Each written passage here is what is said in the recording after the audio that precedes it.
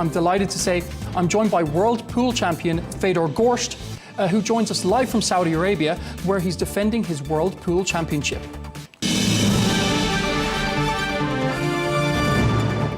You're about to defend your world title in Saudi Arabia.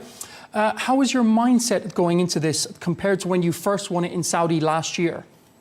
I feel like my mindset is in a better place this year than last year or 2 years ago, even like 5 years ago when I won it the first time.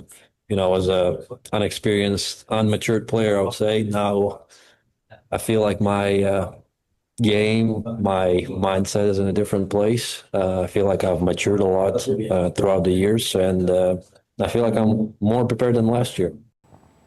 You've played in Saudi Arabia before. What was that experience like on and off the table? You know, I played there last year, was my first time, and really the arena is sick. You know, it's a big arena. You're playing under bright lights. The atmosphere starting from the last 16 was amazing. The fans were super supportive, and I expect nothing but the same this year. You know, I'm ready. Do you see Saudi Arabia becoming a global hub for Q sports over the next decade, especially with Saudi hosting the World Cup in 2034?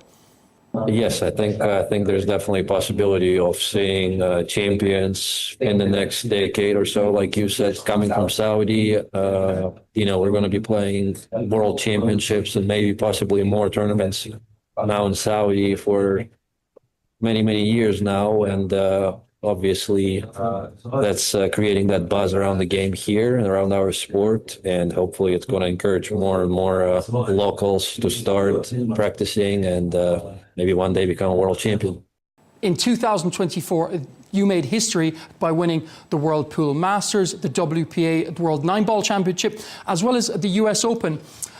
What keeps pushing you after such a dominant year?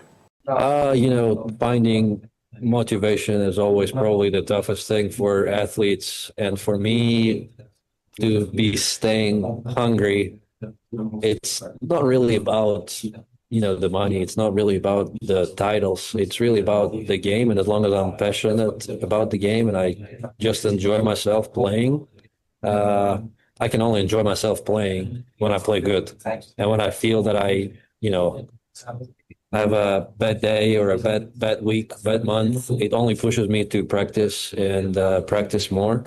So I guess my mistakes is my motivation. Do you ever let yourself imagine being considered the greatest pool player of all time?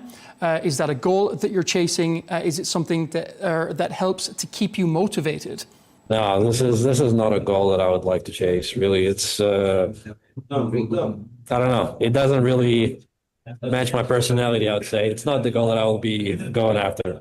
Now that you're representing Team USA in the Mosconi Cup, after becoming US citizen, how does it feel going against Team Europe, especially once having played for them?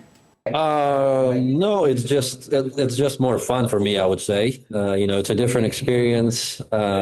You know, instead of being a favorite in the match before the match starts, you're being an underdog, and you know, the teams are completely different. It's a different vibe playing in different teams. Also, the way you know, their approach and stuff. I wouldn't say I feel like different pressure or anything. I would just say it's a different experience, and I like this one, playing for the Americans, a lot better than playing for the Europeans. Pool is seeing a major growth online. How has that impacted your career and the way fans engage with you? Yeah, I think there's definitely a lot of hype around the game.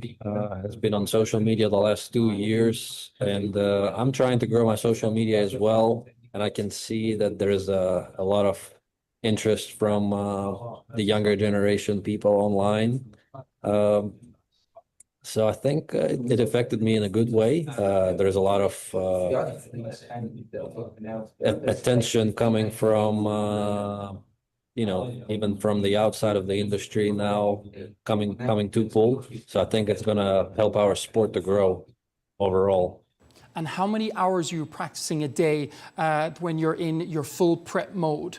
Yeah, just like anything, you know, they say you have to practice 10,000 hours. You got to spend 10,000 hours to do anything, to become a professional at anything in life.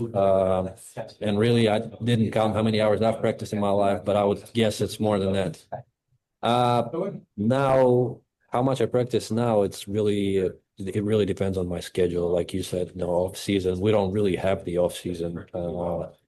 You know, the majors are almost happening every 2 months, and then you have the smaller tournaments, so you're basically staying on the road all the time. And when I do that, I try to practice less just to stay in shape physically. You know, you don't want to burn out just because you want to get better and practice 8 hours a day. But I can say that when I was younger, you know, when I was in my 16, 18s, I was practicing a lot. Even, you know, living back in Russia, I used to practice 8, 10 hours a day, skipping school at times. You know, I was just very, very eager to learn and hungry to become the champion, I would say. And are you following a fitness or recovery routine to stay sharp, both physically and mentally? Yeah, I work with a few different physiotherapists, I would say. I don't know how what's the right word for it. But yeah, I have a team. I have a pre-match routine that I do. Usually, you know, we stretch a lot because pool players are dealing with back pain all the time. You know, it's a one-sided sport. I would say just same as golf or archery. Nothing too crazy. You know, we don't work a lot with weights. It's a lot of, I would say, yoga type, you know, light weights, a lot of work with resistant bands, yoga blocks, myofascial release balls and stuff like this. And what's the best match that you've ever played, and what made it special? Probably the finals of the World Championships last year. You know, was the biggest prize that I won of my career, and also the way I won the tournament was so special for me because I came from behind in so many matches, including the finals. So I think it was just the biggest match that I've played in my career so far. So obviously there's a lot of pressure involved in these finals. Is there any way that you can prepare for that? I mean, there's no really preparation. You can't really say that you got to do A and B and then you'll get X and Y. I would say what helps me the most is breathing, conscious breathing, just learning how to breathe, to calm myself down in those situations when the pressure is super high. Also trying to recreate somewhat pressure during practice sessions, just to, you know, rely on fundamentals when it's needed. And, you know, just trying my best and learning from my mistakes, learning from my losses, and analyzing what went wrong, helping me go further and further. What's the worst match that you've ever had? And what did it teach you? The worst match probably was the European Open, I would say, in 2023. I was playing against Josh Filler, and I was first on the hill.